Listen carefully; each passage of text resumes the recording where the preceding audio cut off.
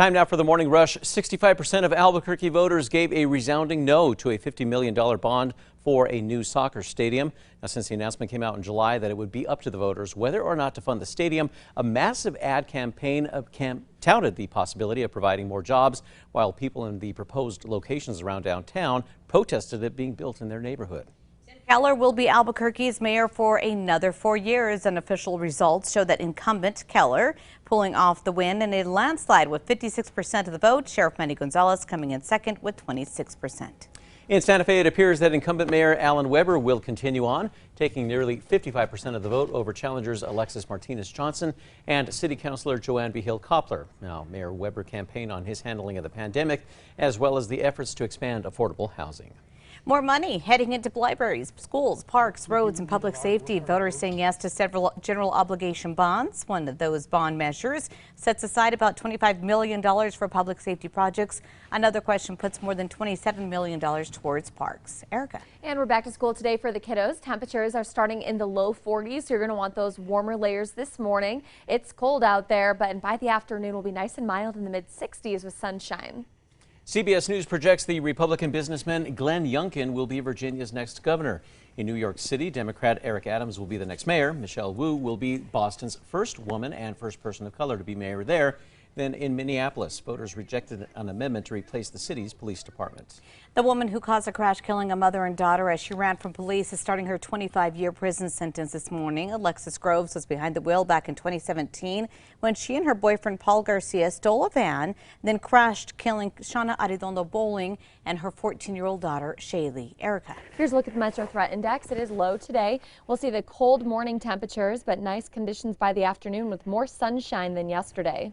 Balloon Fiesta recently releasing their attendance numbers for this year's event. This year's Fiesta saw about 784,000 visitors. That's compared to about 866,000 in 2019. Officials expect a bigger turnout next year for the 50th anniversary. Albuquerque Public Schools just released video of the moments after they say that police say that 13-year-old student Juan Salcedo Jr. shot and killed Benny Hargrove at Washington Middle School. Lapel video shows an APS police officer restraining a Salcedo and then leading him away from the scene. Salcedo is charged with first-degree murder. The CDC director gives the final approval for the COVID-19 vaccine for kids ages 5 through 11 after a recommendation by an advisory panel. The vaccine will be given in smaller doses, and it will only be about 1/3 of the dosage given to teens and adults. Erica. All right, let's go check on that morning drive. Here's a look at the traffic maps. We're seeing all green across the city this morning. And here's a look over the Big I. A nice quiet start to the day, just cold. And as you can see, more cars are getting out there, so we'll keep you updated on traffic. For the first time in 26 years, the new World Series baseball champs are the Atlanta Braves. Last night, the Braves beat the Houston Astros in Game 6, winning 7-0. The new title gives Atlanta its first major professional sports league championship since Atlanta United won the Major League Soccer Cup in 2018. Wow, big congrats to them.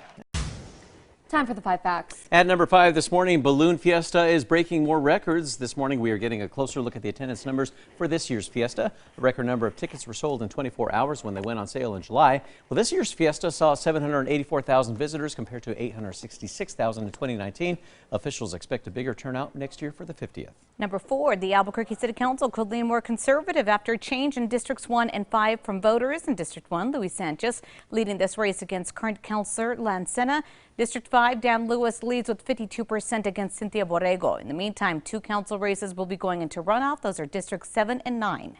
And number 3, it's foggy in the east this morning with visibilities as low as around a mile, so be sure to take it slow for the morning commute. And number 2, 65% of Albuquerque voters gave a resounding no to a $50 million bond for a new soccer stadium since the announcement in July that it would be up to the voters whether or not to fund the stadium. A massive ad campaign touted the possibility of providing more jobs, while people in the proposed locations around downtown protested it being built in their neighborhood. And at number 1, Tim Keller is going to be Albuquerque's mayor for another 4 years. Unofficial results show incumbent Mayor Keller pulling off the win in a landslide with 56% of the vote. Sheriff Manny Gonzalez came in second with 26 points.